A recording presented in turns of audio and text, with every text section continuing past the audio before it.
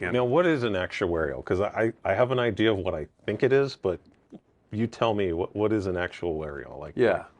To keep it very simple, for every dollar that an insurance company takes in, right, they want to make sure that they're not paying out more than that dollar. Okay.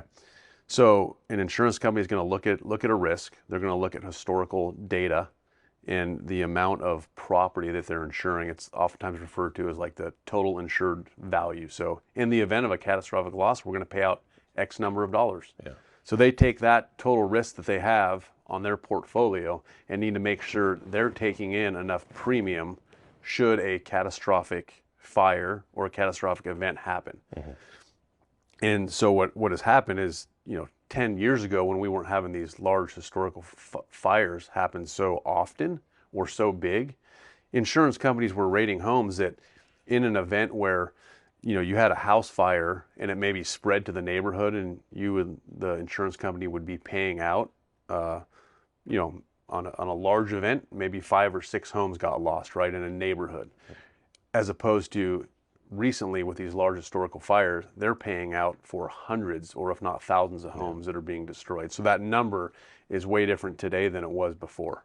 Yeah. And that's really changed the risk and the exposure and kind of driving the rate. Okay, and that's an interesting issue because see, I'll play devil's advocate here. Okay, Yeah. the way it's perceived with a lot of property owners in Tuolumne County that have been denied insurance, or their insurance rates are increasing, or they're I'll say forced to use the FAIR plan because it's very expensive.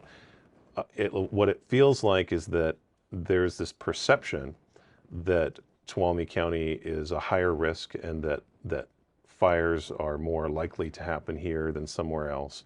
And there have been other fires throughout the state. And so this is if I own an insurance company, this is my opportunity to jack those rates up and, kind of squeeze these communities and get more money out of them because there's this perception that there's more risk. And understanding whether or not that risk is truly at the level that the insurance industry seems to think it is, I think that's where a lot of the conflict is. Sure.